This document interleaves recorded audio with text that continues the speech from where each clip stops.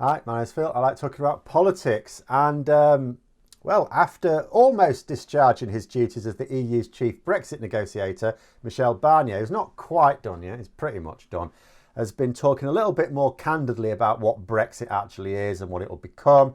And in this video, I'd like to discuss some of the features of Brexit that are down to it being new and those that are here to stay, because that's going to be an important distinction. There are a number of realities of Brexit now that are very obvious, but which ones are just teething problems and which ones are features of Brexit here to stay? But first, if you'd like to be notified of daily news and politics, please subscribe to the channel and click the bell notification icon. So, Brexit. It's been the expected disaster so far. Our level of freight is way down. In the first few days, you could hardly see any lorries trying to get through Dover. Even now, the delays, which are getting worse and worse, we've got people working in the haulage industry saying it's been the worst time of their lives. Some people have been working for decades. We're doing a separate video on that, I suppose. But those delays mean that fewer are able to make the journey. We can't actually get as many goods out of the country right now. In fact, we also have a COVID complication mixed in there as well. So before Christmas, with news of the new variant sort of basically out of control, France closed its ports to us. That caused a bit of a problem. And they're only letting lorry drivers through now if they've had a negative COVID test. But the COVID test they're using is this lateral flow test, which is, 48% accurate. In fact, in this country, we were going to use that to have mass testing in schools and colleges. Apparently, that's been elbowed now because it's considered that it does more harm than good to have people get a negative result and feel, oh, that's okay, I don't have COVID. When actually we don't know that. We don't know that. It's only 48% accurate.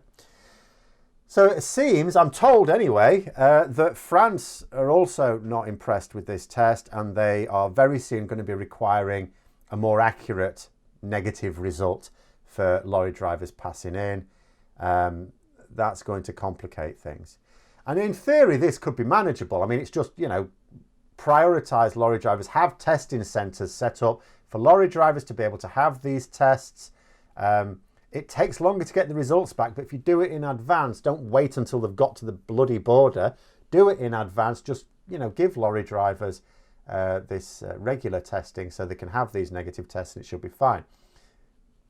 But that level of organisation from our government, I mean, that's the problem, isn't it? So we'll have to wait and see on that one. But this is, anything to do with freight, of course, is the very visible clown show of Brexit. And there are things that are bad now, but will get better. And then there are things that will always be bad. Now, Barnier, for example, noted that the new paperwork brings with it adaptation issues. Now, there are lots of businesses simply who do not know how to complete the extra bureaucracy. They've never had to do it before. The government weren't giving them the information in time. We don't yet have the customs officials that's from the business side of things. They don't know how to fill in the paperwork. There's also lots of extra costs. From the government side of things, we don't yet have the customs officials or the infrastructure in place to manage the sheer volume of it either. And this is why the UK government has stopped inbound checks until July. I had a comment actually on a video, not sure if it was serious or tongue-in-cheek. I actually could, one of those when you can't actually tell. And it was regarding the story of Dutch customs officials confiscating sandwiches. And this person said, oh, yeah, but we'll be confiscating Dutch sandwiches. In theory, people travelling from the EU to Britain may be probably likely to be just as clueless about the new rules as those going in the opposite direction. Despite all the warnings from the blue Brexit monster, I think that was largely aimed at businesses. But the fact is that we aren't taking Dutch sandwiches, as far as I know, and the reason for this twofold, arguably. We're not checking goods that come in from the EU. We're just waving everything through and bring anything you like. You can have high explosives in your sandwich if you like. We're not checking. I actually hope that isn't true, by the way. But we are not checking goods in general, shall we say. And and I had to say in my response, it's like Brexit caused the government that pushed for it for 4 years completely by surprise because we're not ready. Because isn't it funny that the Netherlands is ready for these checks and France is ready for these checks and so on, but we're not ready for these checks and we were the ones pushing it. But I also don't know that the reverse will ever be true.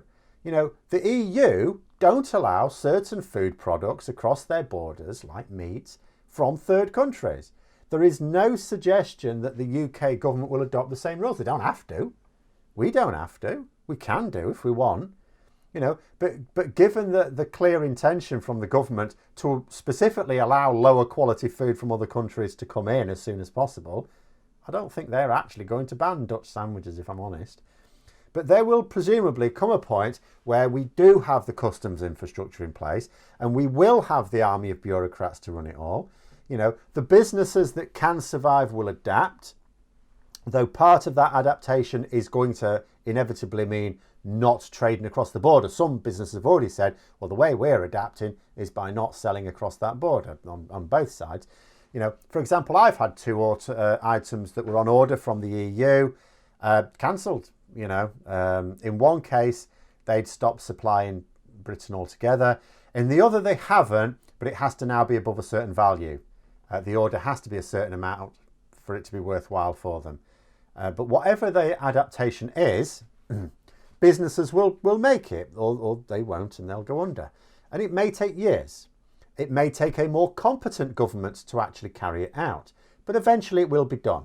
Barnier seemed to suggest that this adaptation will take over a period of weeks and months. I think he's been very kind to our government there. Maybe he means from his own side, I don't know. It will take years. But there are things that are also here to stay long term, no matter what. Export and import documents will be needed. Checks will have to take place on certain goods. We still won't be allowed to take a club sandwich over to the Netherlands or Belgium or indeed anywhere. And this represents a personal and very permanent loss of freedoms, which we hitherto took for granted, as well as reduced levels of trade, unless we are able to expand our crossing network, because we're never going to be able to get the same volume of traffic through Dover that we did at peak time. 10,000 lorries a day used to be able to go through Dover. Even when all the systems are in place, we can't. You add checks in, you get delays. That means you can't get as many lorries in a 24-hour period. That's all there is to it. And, you know, I am informed that these ports tend not to be expandable. Dover, for example, the geography doesn't allow it to be physically expanded to allow more. So you'd actually really need another crossing, wouldn't you? And if we don't get that, we won't get the same volume of trade. But then again, if businesses have decided that the bureaucracy makes it too difficult to trade anyway, the volume of trade will naturally decrease. But then Barnier talked about a feature of Brexit that we've not yet seen. And it would seem odd if we never did. In theory, we need never see this, but it would be very strange. And this is the corrective tariffs and quotas that could be placed by either side, in theory, if the other side dropped standards to the point where it affected competition. Now, let's be fair, the EU are not planning on dropping standards, but I think we are. Now, Barnier alluded, for example, to the decision of the UK government last week to remove the EU ban on a pesticide that is harmful to bees, which of course is an insect that's already badly depleted in the UK and absolutely essential for pollinating our crops. Now, don't go reading too much into this issue alone. I did. I thought I had a handle on it, and then it sounded like it was a bit more subtle than this. Yes, the government are going to drop environmental standards. I understand that. But I think this particular issue is not as clear-cut as it seems, so I'm steering clear of this one.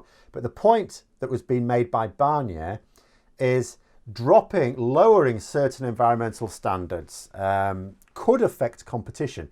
And if as a result, you know, of dropping a standard, it made UK businesses more competitive than their EU counterparts, then the EU would have the right to impose tariffs on the goods resulting from that drop in standards, you know, to correct the situation. At some point, this is going to happen, and we know how it'll be reported. The pro-Brexit media will moan about the bully boy tactics of the EU again. Oh, we had a free trade deal and they're going back on it. That's how it'll be reported. And I don't know when this will happen, but like Keir Starmer said in Parliament recently, something like, you know, it would be strange for Boris Johnson to have sacrificed so much in the Brexit negotiations just so that he could have the right to lower our standards if he didn't intend to do so. You know, so Starmer's position is he believes that Johnson absolutely intends to lower those standards. In fact, we've actually just seen how they now have plans to massively drop worker rights in Britain. And that's how the Financial Times are reporting it. The Financial Times is a paper that lobbies for wealthy businessmen, not workers, wealthy business owners, financiers, that sort of thing, very wealthy people. And even they are calling this, a reduction in workers' rights. But that's a topic for a separate video as well, potentially, if I get time.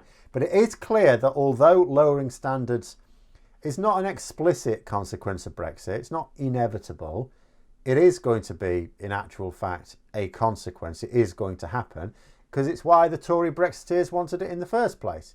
I've said before there were different reasons for Brexit for different people. But, the Conservatives who managed to hold sway in the end ultimately wanted to deregulate the UK. But the idea of what is a Brexit difficulty that is a result of needing to implement new systems without an implementation period, as opposed to what is here to stay, I think is going to have to form part of the Brexit debate going forward, because the realities of Brexit are here right now. And some of those realities don't yet affect people's everyday lives right now. As more time goes on, more people will be affected, but some people will see the impact of it and some people won't. Some people will never notice, even when it badly affects them, because if they never see the link, they'll not realise. But of the people who do notice, and they do realise that it's Brexit, there will still be some who think that it's teething problems that will go away. And if the problem is not acute to them, like, for example, your entire business rotting on the side of a dock like a British fisherman, then you can afford to give it a bit of time. Oh, it'll get better in a year. If it's not something that's going to have you out on your arse in the next year, you can afford to give it a year, can't you? But how much time do they give it? How long, does it have to go on before people start to realise that these downsides don't seem to be going away? Or at least not very quickly. That they're not teething problems. They're actually a combination of Brexit and maybe an incompetent government as well. For the people who still insist on Brexit being okay, the problem's the government, Phil. The government's incompetent. We need a better government. All right. Doesn't really matter what they think is the problem. They'll realise there's a problem. Take the border disruption, for example. It's getting worse, not better. Over the next few months, I would expect some aspects of it to improve. But then in July, we're going to start carrying out checks on EU goods coming into Britain, which is not happening right now. And that'll be another brand new system introduced into it, where there'll be inevitable teething problems again there, and the whole problem will start up again. Especially if we haven't recruited the 50,000 bureaucrats Michael Gove has been promising. And if COVID is still a problem, and I know COVID is still going to be here, but how big an impact is it going to have on trade? Maybe that'll be a good time for the Tories to make Johnson walk the plank, to distract us all from the mess. Have to see, I suppose. But those are my thoughts. Let me know yours in the comments below. Hope you found the video interesting. If you did, don't forget to click the like button. And if you'd like to support the channel further, please also click the Patreon link for details. And until next time, I'll see you later.